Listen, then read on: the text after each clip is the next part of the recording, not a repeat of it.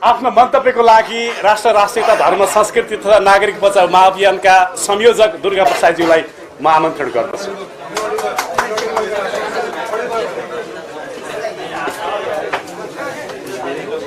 धन्यवाद। मैले यो आसन त अब सबैले ग्रहण गरिसक्नु भएको छ।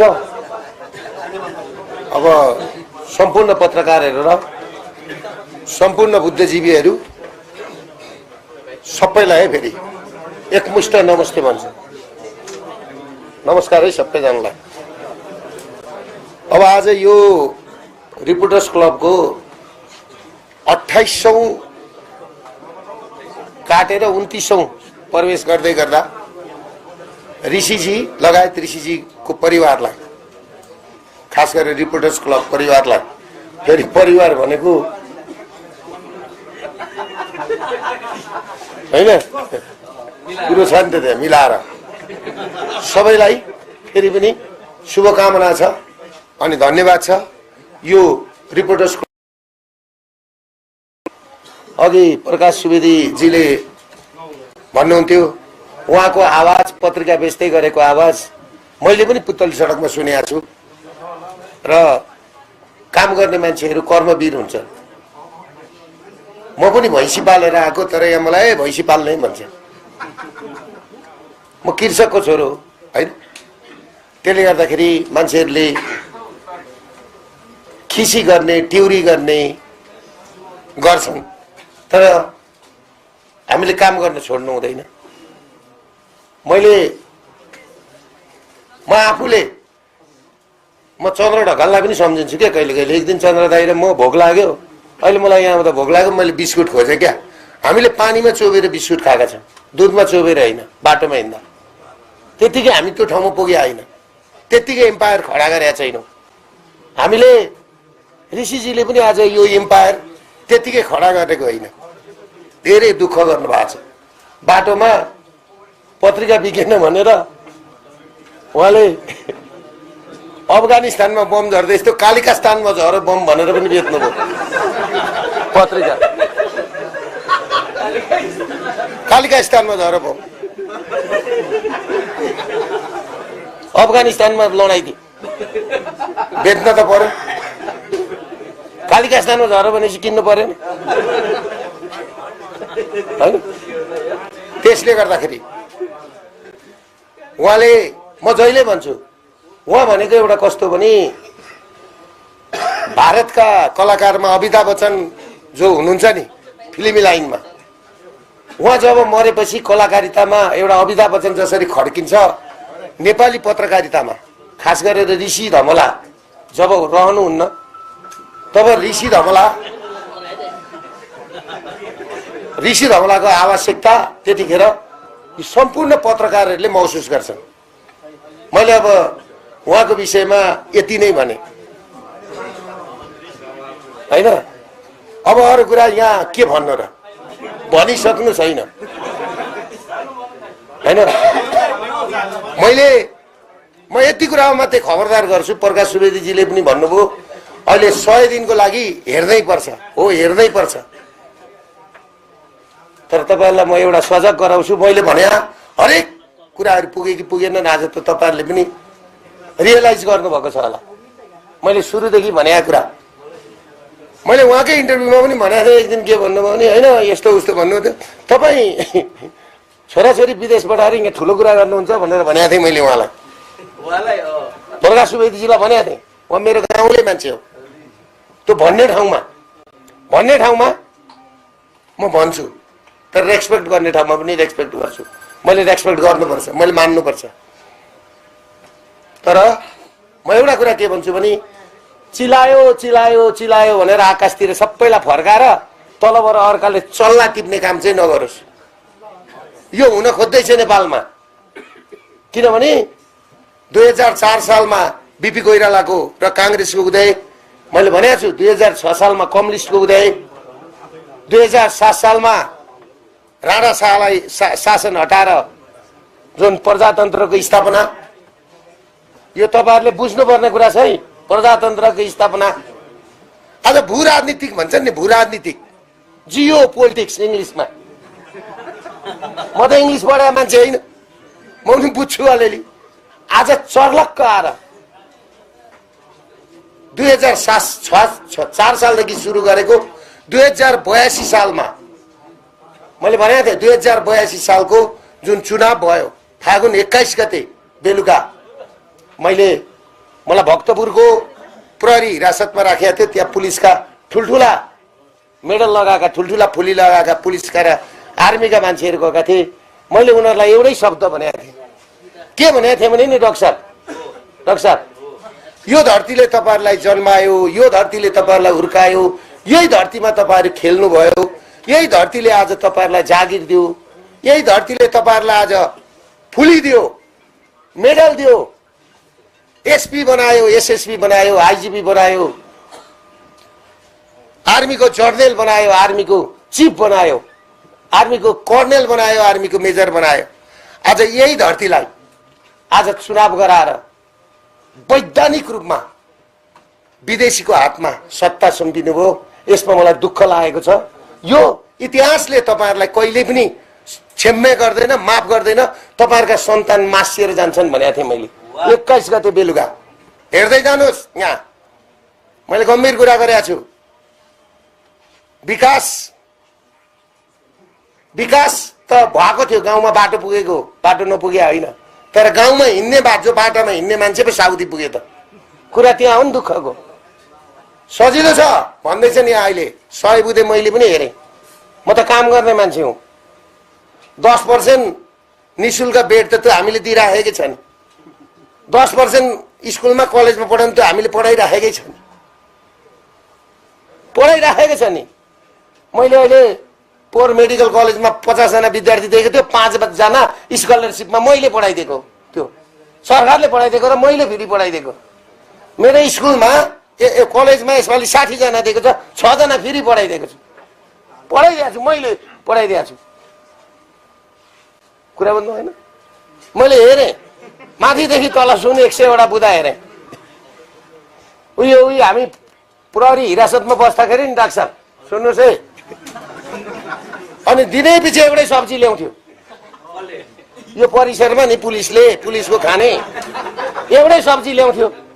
अनि मैले एक दिन के भने नि अघि बिहान चाहिँ मुला आलु पकाएको रहेछ, अनि बेलुका भने अहिले बेलुका चाहिँ आलु मुला रहेछ।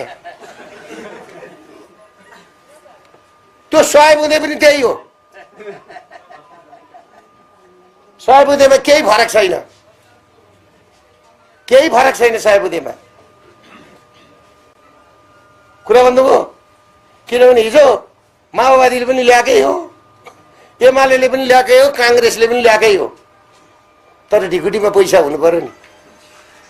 अब व्यापार चल्दैन। झन् यो जुन बिचमा भयो नि चुनाव पछाडि, म एउटा उदाहरण दिन्छु तपाईँहरूलाई। आज तपाईँहरू जानुहोस् क्यामेरा लिएर। संसारको सबैभन्दा राम्रो देश भनेको ओबभियसली नेपाल भन्छन्, हो कि होइन भन्नुहोस् त। नेपालको पनि सबैभन्दा राम्रो अञ्चल मेची अञ्चल भन्छन्। मेची अञ्चलको पनि सबैभन्दा राम्रो जिल्ला झापा जिल्ला र इलाम जिल्ला भन्छन् नि भन्दैन डाक्टर। झापा जिल्लामा आज 5 वटा क्यासिनो 5 स्टार होटल थिए। यति राम्रो ग्रोथ भएर गएको थियो। जेएनजी मुभमेन्ट भन्दा अगाडि एउटा होटलले 5 करोडको बिजनेस गर्थ्यो, क्यासिनो थियो। जेएनजी मुभमेन्ट पछाडि 2.5 करोडमा आयो। आज बोहनी हुन छोड्यो ती होटलमा। बोहनी। हामीले यो देशमा नि पर्यटन खोजेको छ, सेना खोजेको होइन। यो दलाई लामाको देश होइन, यो टिबेटियनहरूको देश होइन। यो टिबेटियनहरूलाई नागरिकता बाँड्न खोजिँदैछ। यहाँ किन बोल्दैनन् आज मान्छेहरू? मारिहाल्छ भन्छ बुद्धिजीवीहरू। मैले के भने अघि माथि चिलायो भनेर सबैलाई उँभोतिर फर्काएर मुनि चाहिँ चल्ला चोर्ने काम हुँदैछ। यहाँ यसमा खबरदार भन्न चाहन्छु सबैलाई। र म तपाईँहरूसँग एउटै कुरा के भन्छु भने हो, हिजो 100 बुँदेमा एउटा कुरा पनि आएको थियो। हिजोको क्याबिनेटले संविधान संशोधन असर्बी शाह कि के अरे असीम शाहको नेतृत्वमा बनाएको छ। म उहाँहरूलाई के भन्छु भने हिजो हामी जहाँ गएर चुक्यौँ बाटो भुल्यौँ नि हामीले। देश त सकिँदैछ नि। राज परिवारको अन्त्य किन गरेर छ? दरबार हत्याकाण्ड किन भएको रहेछ? कसले गराएको रहेछ? आज त प्रुफ भयो नि। प्रुफ भयो नि। ज्ञानेन्द्रले गरेको रहेछ। कसैले भन्न सक्छ? होइन, गरेको रहेछ। जोइन्ट अपरेसन भयो राज परिवारको हत्या हुँदाखेरि, त्यसको परिणाम आज आयो। डाक्टर यहाँ हुनुहुन्छ वकिल साहब, त्रिपाठी वकिल साहब, जतिखेर गोविन्द केसीको उदय भयो त्यतिखेर उहाँ गोविन्द केसीलाई सपोर्ट गर्ने म रोएको छु उहाँहरूसँग। म एफिलिएसन पाऊँ भनेर जाँदा उहाँहरू एफिलिएसन दिनु हुँदैन। उहाँ डाक्टर सुरेन्द्र भण्डारी ओम अरियाल हो कि नि डाक्टर साहब, अहिले उहाँ के भन्नुहुन्छ, अहिले वरिष्ठ वकिल साहब बुझिएन भन्नुहुन्छ। डिग्री सकेपछि नबुझेपछि सकिएन कुरो। गोविन्द केसीलाई किन सुताएको थियो भन्दा यो उत्पत्ति गराउनलाई, यो चिज यहाँ पुर्याउनलाई। बुझ्नुभयो के कुरो? बुझ्नुभयो अब कुरो क्लियर हो? त्यसले गर्दाखेरि तपाईहरूले हेर्नुहोस्, यो सरकारको प्रतिपक्ष अहिले कोही पनि छैन, कोही छैन, सबै डराउँछ थुरुरुरुरुरु। तर एक्लै दुर्गा प्रसाई छ, ठिङ्ग उभिन्छ सगरमाथा उभिए जस्तो नेपाल जोगाउनलाई, नेपाल जोगाउनलाई। तर त्यसमा तपाईहरू मसँग साथमा हुनुहुन्छ भन्ने मैले आश गरेको छु। युट्युबर साथीहरू खास गरेर फेरि मेन स्ट्रिमका मिडियाले हामीलाई साथ दिँदैनन्, हामीलाई दिएको छैन। जसले सिंहदरबारमा आगो लगाउनलाई गयो नि एकछिन, ल ठिक छ, केपी ओलीलाई पक्रिनु पर्थ्यो, ठिक छ पक्रे, रमेश लेखकलाई पक्रिनु पर्थ्यो, पक्रे ठिक थियो। तर त्यो डिजाइन गराउने मान्छेलाई चाहिँ खोइ पक्रेको, डिस्कट चलाउने मान्छेलाई खोइ पक्रेको। किन बोल्नु हुँदैन तपाईहरू? किन बोल्नु हुँदैन? किन बोल्नु हुँदैन? फलानु मान्छेले आगो लगाउन लगाएको उक्साको किन? आज हामी यो काम गर्छौं, यो गर्दैनौं, तर हामी जे काम गर्छौं त्यो भन्दैनौं भन्ने होइन। रक्षा बम सिंहदरबार अगाडि आगो लगाइसकेपछि वाओ भन्ने होइन, रक्षा बम खोइ त कानुनको दायरामा ल्याउनु पर्दैन। यही गौरीबहादुर कार्की होइन डिस्कट चलाउने? एयरपोर्टमा रोक्नुपर्छ, बन्द गर्नुपर्छ, नेताहरू भाग्छन् ती मार्नुपर्छ भन्ने होइन? गौरीबहादुर कार्की पटक पटक भन्दैछु, कोही होइन आएको अध्यक्ष। त्यसले गर्दाखेरि हामीले सबैभन्दा ठुलो विश्वास गरेको संस्था, देशको अन्तिम संस्था भनेको नि, अन्तिम संस्थाले नै यो भूमिकामा साथ दिएपछि नि कसको के लाग्दो रहेछ र। त्यही भएर राजा ज्ञानेन्द्र किन भाग्नुहुन्छ थाहा छ? भरोसै छैन कसैको। ती बन्दुक बोकेको मान्छेले ती बन्दुक तिर्स्याएपछि केही लाग्छ? इन्दिरा गान्धीको के लाग्यो? वकिल साहब को बाँच्ने, कसको भरोसा छ? त्यसले गर्दाखेरि मैले आज मात्रै सुनेको दलाई लामा भोलि आउँदै हुनुहुन्छ अरे हो, या दलाई लामाको सेकेन्ड म्यान, दलाई लामाको प्रधानमन्त्री भोलि आउँदै हुनुहुन्छ अरे। कत्रो खेलवाड हुँदैछ यहाँ।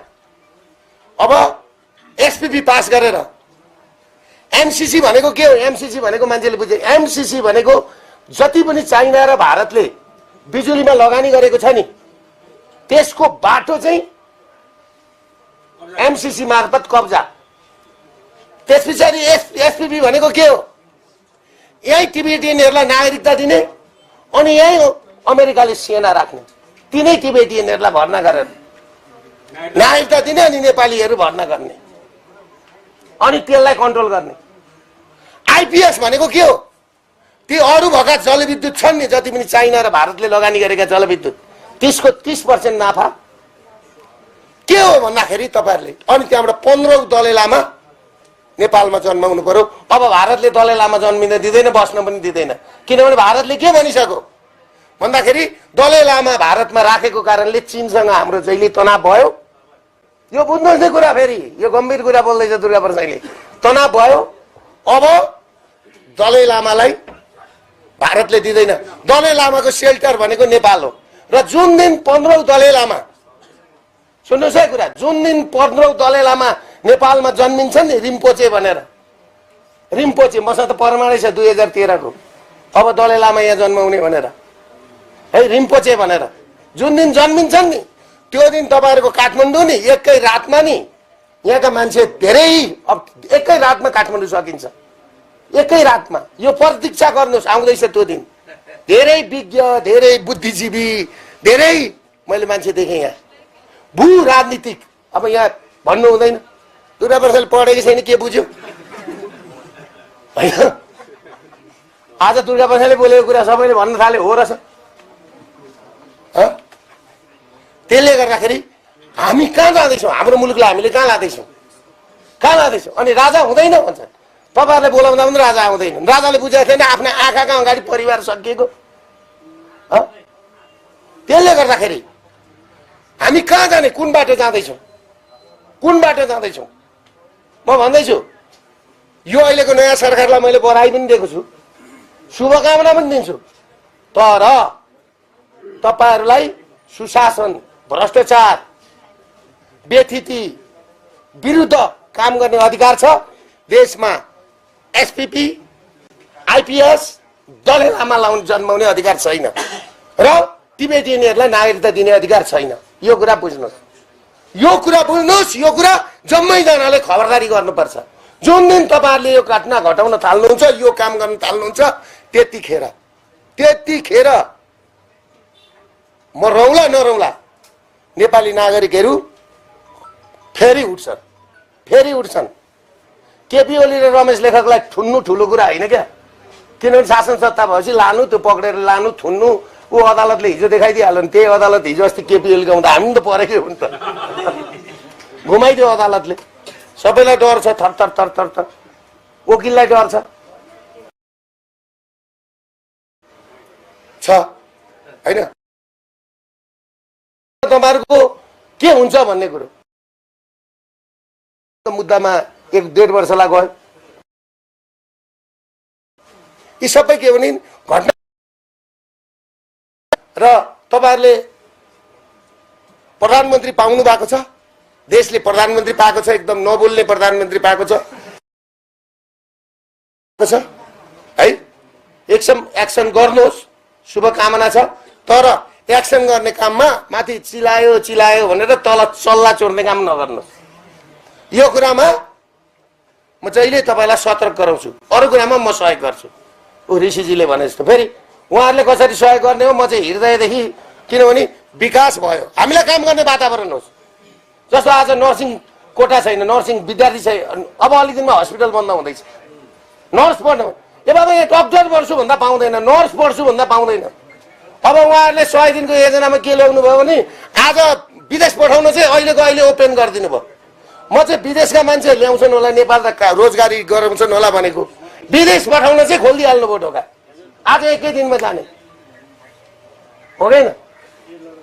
र उहाँहरूले एउटा कुरो के बुझेको छैन भने नि, यो देशको लगानी यो खालको नीतिले अब झन् लगानी हुँदैन। न्यू रोडमा जानुहोस् त सबै त्रसित भएका छन्। लगानी किन गर्ने? अहिले 12 खरब रुपियाँ पैसा दिगुटीमा छ। किन मै लिन्न पैसा? किन लिएर केमा लगानी गर्ने?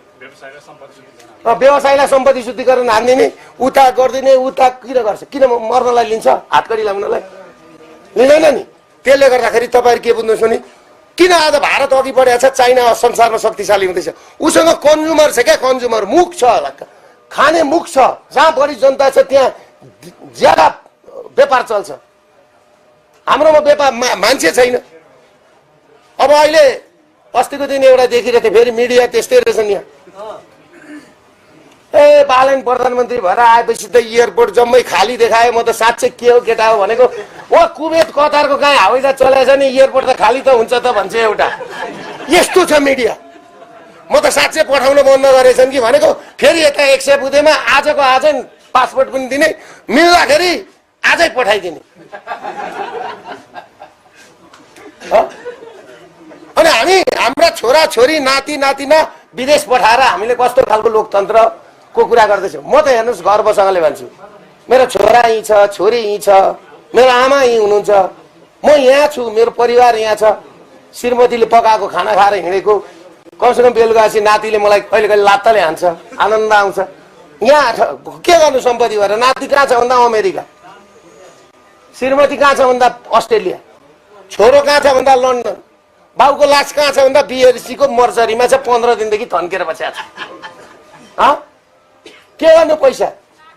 हातको मैलो सुनको थैलो के गर्नु धनले, सागर सिस्नो खाएको बेच आनन्दी मनले भने होइन लक्ष्मीप्रसाद देवकोटाले। हामी कहाँ पुग्यौँ? हामी हिँड्न नजान्ने उड्न सिक्ने भएर बिग्रेको। त्यसले गर्दाखेरि म अहिले यो यस्तो राम्रो कार्यक्रममा आएर, यो रिपोर्टर्स क्लब नेपालको कार्यक्रममा आएर 28 देखि 29 लाग्दै गर्दा यहाँ दिग्गज हो हाम्रो सरको नाम के गान्धी पण्डित है, उहाँ पनि कराइराखेको सुन्छु, भनिरहेको सुन्छु होइन। अनि हुनै पर्यो नि, अब उहाँहरूको सरकार आएको छ त उहाँ नभए को हुन्छ त, हुनै पर्छ। उहाँलाई त अहिले सक्नुहुन्छ भनेदेखि ग्राम्य प्रधान न्यायाधीश बनाउनुहोस्, गान्धी पण्डित जस्तो मान्छे हो। के संविधान त संविधान यस्तै हो, संविधान त यस्तो भयो नि त। संविधान त जुन दिन सुशीला कार्कीलाई प्रधानमन्त्री बनाएपछि नि त्यही दिन संविधान सकियो, त्यही दिन सकियो। संविधानले नचिनेको मान्छेले प्रधानमन्त्री भएर आएर चुनाव गराएर फेरि प्रधानमन्त्री बनाइदिइसक्यो। संविधान कहाँ छ, कहाँ छ?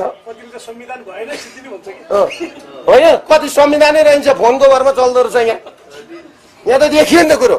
त्यसले गर्दाखेरि मैले तपाईँहरूलाई भनेको कुरो, मेरो कुरा यो के बुझ्नुहोस् भने आइपिएस, एसएसपी, एसपीपी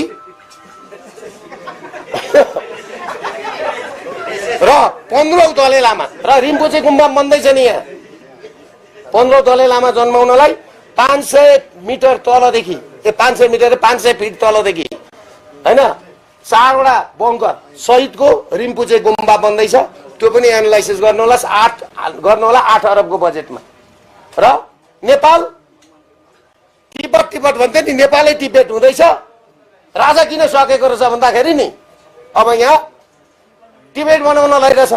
अब यो कुरो भनौँ भने साइबर लाग्ला फेरि, भन्न सकिँदैन यहाँ। तर मलाई सर्वोच्चले एउटा चाहिँ दियो यसपालि, दुर्गा प्रसाईलाई बोलेकै भरमा अब कहिल्यै पनि नथुन्नु भनेर परमादेश जारी गर्यो। किनभने मैले एउटा कुरा भनेको थिएँ श्रीमानलाई भनेको थिएँ एउटा कुरा, श्रीमान मैले भनेको थिएँ, म सके पनि हालेँ भेट तपाईँलाई। श्रीमानलाई मैले श्रीमानलाई मैले एउटै कुरो भने, श्रीमान 2046 सालमा आन्दोलन भयो, पञ्चायत ढल्यो, 8 जना मान्छे मर्दाखेरि पञ्चायत ढल्यो, बौद्ध लायो। 2062-63 को जनआन्दोलन भयो, 26 जना मान्छे मरे, गणतन्त्र आयो। तर 2082 मा यो जनताको सर्वोच्चता पुगेको, सर्वोच्च अदालत आगो लाग्यो। जनताको होइन, प्रशासनिक केन्द्र सिंहदरबार जोग्नी दरबारमा आगो लाग्यो, सिंहदरबारमा सारा त्यो संसद भवनमा आगो लाग्यो, चाहिँ मारियो। हेर्नुहोस्, 75 जना बच्चादेखि लिएर युवा सबै बुढेसकालका मान्छे मरे, 2500 घाइते भए। के हो श्रीमान, 84 को चुनाव 82 मा गरेर बालनलाई प्रधानमन्त्री बनाउन मात्रै हो कि के हो यो? कि बोल्ने मान्छे त राख्नु पर्यो। अब यो देशमा बोल्ने मान्छे भनेको एउटा दुर्गा प्रसाई छ। श्रीमान हामी दुईजना चाहिँ जोग्यौँ है भनेको थियो क्या मैले, हो नभन्दै के भयो भन्दाखेरि प्रत्यक्ष के भन्छ नि, प्रत्यक्ष के भनेको थियो, प्रत्यक्षीकरण भनेको परमादेश जारी गरिदिएको छ होइन। त्यसले गर्दाखेरि मलाई एउटा कुरो के छ भन्दाखेरि अब चाहिँ बोलेकै आधारमा होइन, मैले होइन बोलेकै आधारमा नपक्रिनु भनेर एउटा आदेश दिएको छ। किनभने उहाँहरूलाई पनि एउटा सडकमा कमसेकम बोल्ने मान्छे चाहिने रहेछ, चिच्याउने मान्छे चाहिने रहेछ भन्ने चाहिँ लाग्यो होला। र यो जुन जेनजीको जुन अहिले जुन आयो प्रतिवेदन, यो प्रतिवेदन सार्वजनिकै भएको छैन क्या। फेरि लिगल्ली रूपमा सार्वजनिक भएको छैन। यहाँ वकिल साहबहरू हुनुहुन्छ हो कि गान्धी सर हो कि, लिगल्ली रूपमा सरकारले सार्वजनिक गरेर अनि यो दोषी छ भनेर निवेदन दिएर अनि मेरो चाहिँ भने अदालतबाट पक्राउ कुर्सी जारी गरेर गर्नुपर्ने, पक्रिँदा पनि। तर यहाँ के भयो भन्दाखेरि तपाईँको जारी नै नगरिकन एउटा के भनेदेखि आस्था के जनआस्था पत्रिकाले निकालेको भरमा ड्याममै डिसिजन गरेर अब केपी ओलीलाई र रमेश लेखकलाई लगेर उ गरेछ। आज अब सिडिओलाई पनि पक्रेर ल्याएर अब केपी ओलीले पनि हिजो हामीलाई सङ्गठनिक अपराध चलाएको थियो, उनलाई पनि सङ्गठनिकै चलाउँदैछ। जैसा करनी वैसा भरनी भन्छ नि।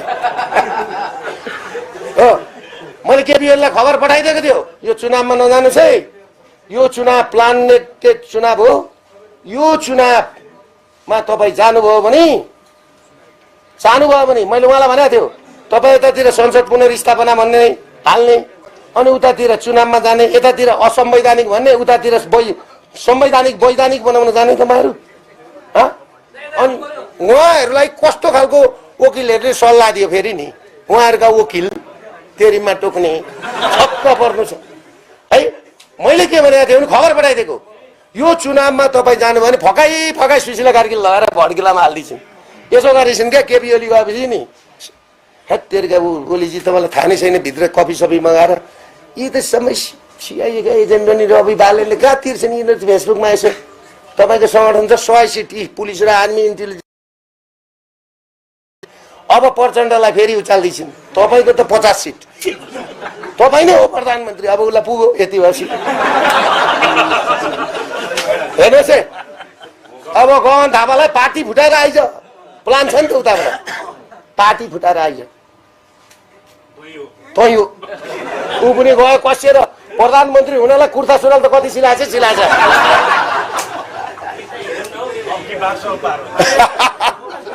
अघिल्लो बार गगन सरकार भनेर साराका सारा कुर्ता सुरुवाल कति सिलाएको त मधेसमा यता गयो गाम्चा बेरेको छ उता गयो गाम्चा बेरेको छ नमपच्छीले तिनका 100 झड्का भने जस्तो नि मलाई थाहा थियो क्या सबै म चाहिँ हिरासतमा बसिरहेको थिएँ मलाई पक्रेर लान्छ भन्दै पनि थाहा थियो आयो लग्यो मलाई त के भयो रमाइलो भयो अब अहिले फेरि कहिले पक्रेर लान्छ अर्को रमाइलै हुन्छ मलाई त फरकै पर्दैन। अनि मैले केपीओलीलाई के भनेको थिएँ नि खबर पठाइदिएको थियो तपाईँ यो चुनावमा बरु नउठ्नुहोस् उठेर नहार्नुहोस् कहिले कहिले उठेर हार्नुभन्दा बरु नउठेर पनि होइन जितिन्छ होइन कहिले कहिले गेम नखेल्दा पनि जितिन्छ नि त।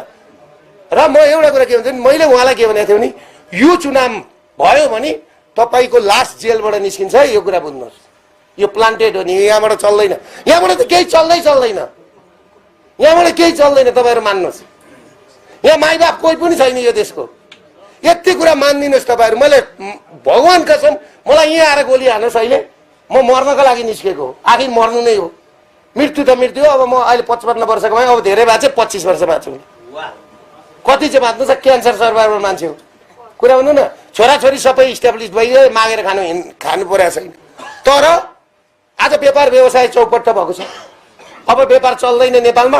अब म लगानीकर्ताहरूलाई के भन्छु भने 2 वर्ष हेर्नुहोस् है तपाईँहरू नभए डुब्नु होला लोन लिनु भएर हाल्नु भयो भने सकिनुहुन्छ। मैले बुझेको छु नि म त एउटा व्यापार गर्ने मान्छे हो नि त कति समस्या छ भन्ने कुरो ब्याङ्कहरू त सबै ढल्दैछन् होइन त्यसले गर्दाखेरि मैले उहाँहरूलाई के भनेको थियो भनेदेखि यो हुँदैछ उहाँहरूले ट्याक जति चाहिने ठ्याक्क नि हो। अब कति सुत्ता भएछ हेर्नु न बुझ्नु न कुरो अघि गएर त्यही भिडियोमा त्यही ठाउँको हरियो कभर छ त्यो भोट हाल्ने ठाउँको भोट लगेर छिराउँदा भरे त्यही ठाउँको पाक्सा खोल्दा चाहिँ नि साथी हो खैरो कभरको पाक्सा खोलिँदैछ हेर्नुहोस् त रङ खुइल्यो एकै घन्टामा यिनीहरूले भेटाए। त्यसले गर्दाखेरि तपाईँहरूले के बुझ्नुहोस् भने उहाँहरूलाई त्यति सजिलो छैन जुन हिसाब किताबले उहाँहरू अहिले दौडिनु हुँदैछ दौडिनुपर्छ ठिक हो नयाँ साधुले घस्छ के एकदमै खरानी घस्छ होइन आम्दानी त छैन ढिकुटी छैन ढिकुटीमा पैसा छैन अब व्यापार व्यवसाय नभएपछि भन्सारमा सामान आउँदैन राजस्व उठ्दैन कोही पनि व्यापारीहरू खुसी छैनन्। मैले अघि भन्न बिर्ता मोडका 5 वटा 5 स्टार होटलमा आज बोनी हुँदैन बोनी है प्रकाशजी तपाईँले अहिले फोन गरेर सोध्नु होला किङ्सबेरीमा कति कोठा लागेको छ तपाईँको अन्त सोध्नु होला अहिले है। त्यसले गर्दाखेरि आज मान्छे आतंकित भएको छ डराएको छ के आयो भएको छ क्या मान्छेलाई यो इस्टाब्लिस हुन गाह्रो छ साथीहरूले। त्यसले गर्दाखेरि म एउटा कुरा के भन्न चाहन्छु भने म केही समयमा अझै राम्रो विश्लेषण सहितको प्रमाण सहितको भिडियोहरू ल्याइदिँदैछु ल्याउन चाहिँ म छोड्दिनँ क्या फेरि किन मलाई कतिपल्ट थुन होइन म त अरू बहानामा त पार्ला नि त अब अरूमा हुनसक्छ। त्यसले गर्दाखेरि म एउटा कुरो के छ भने नेपाल र नेपालीको लागि तपाईँहरूको साथ होस् र म के भन्छु भने उहाँहरूले जुन संविधान संशोधन गर्ने मसौदा उ गर्नु भएको छ त्यसमा संवैधानिक राज संस्था र हिन्दू अधिराज्यको कुरो राख्नुहोस् नागरिकताको विषयमा छलफल गर्नुहोस् जो पाए त्यसलाई नागरिकता दिन पाइँदैन हाम्रो देश लुटिसक्यो म त्यो भन्छु। अब संविधान संशोधन गर्ने कुरामा संविधान संशोधन गर्नुहोस् त्यसमा हामी सहयोग गर्छौँ र छिमेकी मुलुकहरूलाई यहाँबाट पिरलो हुने काम तपाईँहरू नगराउनुहोस् किनभनेदेखि सुरु भइसक्यो हिजो बालनजीले होइन ग्रेटर नेपालको नक्सा भित्तामा राखेको अब ल्याउनु पर्यो नि ग्रेटर नेपाल लिपुलेखको विषयमा उहाँले लेखेको होइन सेना बनाउनु पर्यो त, सेना छ नि त, लिपुलेक पठाउँछ। अब शक्ति त उहाँसँग छ नि त, पठाउनु पर्यो। हाम्रो लिपुलेक ल्याउँ त फिर्ता ल्याउँ न, ग्रेटर नेपाल ल्याउनु पर्यो नि त। अब र उहाँले के गर्नु पर्यो भने गान्धी सर, त्रिपाठी सर, उहाँले भित्तामा, प्रधानमन्त्रीको भित्तामा ग्रेटर नेपालको नक्सा राख्नुपर्छ कि पर्दैन? नैतिकताको हिसाबले पर्छ कि पर्दैन? हिजो के को लागि राखेको थियो नगरपालिकामा? आज राख्ने कि नराख्ने? आम नेपालीहरूले कुरो उठाउने कि नउठाउने? कि मैले गलत बोले? अब अहिले यहाँ फेरि त उहाँहरूले एल्गोरिदम प्रयोग गर्नुहुन्छ, मार गाली आउँछ फेरि, मार, आमा चकरी बाउ चकरी होइन, चिचिन्डो करेलो सबै त्यस्तो ट्रेनिङ दिएको छ।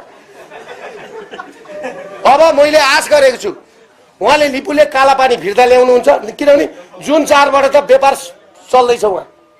मैले यही लिपुलेक कालापानीको लागि मैले के भनेको थिएँ? लिपुलेक कालापानी चाइना र भारतलाई मानव सरोवर जान चाहिएको र चीनको व्यापारलाई चाहिएको भने हामी त्यो भूमि उहाँहरूलाई दिउँ, यता हामी बाटो लिउँ, सट्टापट्टा गऱ्यौँ, गिभ एन्ड टेक हुन्छ।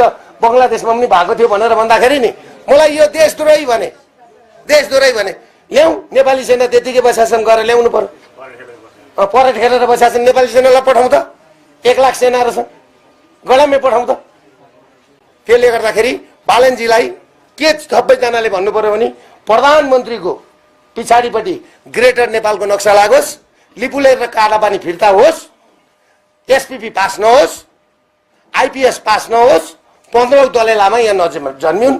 भ्रष्टाचारलाई त जति कारबाही गर्नुहुन्छ गर्नुहोस्, अब मलाई त केही पनि छैन, म त केही गरेको पनि छैन, मलाई पनि लगेर कारबाही गर्नुहुन्छ भने गर्नुहोस्, भेट्नुभयो भने होइन। अब ऋषिजीले त भेटिहाल्नु भयो यसपालि, अहिले आएर म तपाईँहरूसँग यहीँ भन्नुहुन्थ्यो, रौतहटमा पनि त्यही भन्नुहुन्छ फेरि गएर। अब ऋषिजी तपाईँले बुझ्नुभयो नि, उखु बोक्दा पनि काम लागेन, जुलबी हाल्दा पनि काम लाग्यो त। कति दुखी मान्छे, उखु पनि बोक्दैछ, रुपी पनि छ, बिउ पनि काट्दैछ, एक भोट्दैछन्, चटपटे पनि बनाइदिएछ, औँलो पनि मार्दैछ, चुम्मा पनि खाइदिएको छ। हेर्नुहोस्, राम्रो काम गरे मान्छेले राम्रो काम गरेको भए सुनिल शर्मालाई भोट दिइहाल्थे। त्यो गणेश कार्की कहाँ गएर जित्यो? अब अहिले त्यहाँका मान्छे रुँदैछन्। 100वटा एम्बुलेन्स बाँड्यो त्यो मान्छेले भाइ, 1000 मान्छेलाई पढाए हो डक्टर, एमबीबीएसमा त 1000 मान्छेलाई है। उसको गाउँका मान्छे, उसको एरियाका मान्छे, 3 नम्बर क्षेत्रका मान्छेलाई नि भाइ फ्री ट्रिटमेन्ट थियो। गर्नु गर है, राम्रो काम गरेको। हेर्नुहोस्, आज त्यो सुनिल शर्मालाई लडाए है। त्यसले गर्दाखेरि नि मान्छेले राम्रो पनि खोज्दो रहन्छ, नराम्रो पनि खोज्दो रहन्छ, मान्छेले रङ रोगन खोज्दो रहेछ होइन। त्यसले गर्दाखेरि मैले एउटा कुरो के देखेँ भने राजा भनेको नि देशको पिल्लर रहेछ क्या, घरको पर्दा जस्तो होइन क्या। पर्दा त फेर्दा हुन्छ क्या, रङ्गी चङ्गी पर्दा हाल्दा हुन्छ, तर पिल्लर भनेको फेरिँदैन। त्यसले गर्दाखेरि गान्धी सरहरू जस्तो मान्छे हुनुहुन्छ, दिनेश त्रिपाठी जस्तो मान्छे हुन्छ। गणतन्त्रमा पनि राज संस्था खोजौँ, हिन्दू अधिराज्य राखौँ, आफ्नो मौलिकता हुन्छ, आफ्नो सबै कुरा बचाउँ, हामी त्यो भन्ने बच्छौँ भन्दै यो समय दिनुभएकोमा सबैलाई धन्यवाद पनि दिन चाहन्छु। तपाईँहरूले राम्रोसँगले शीर्षक बनाएर यो चाहिँ म्याटर पुर्याइदिनु होला ठाउँ ठाउँमा।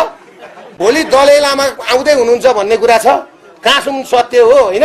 अब यो मुलुक दलाई लामाको देश नबनोस् ल।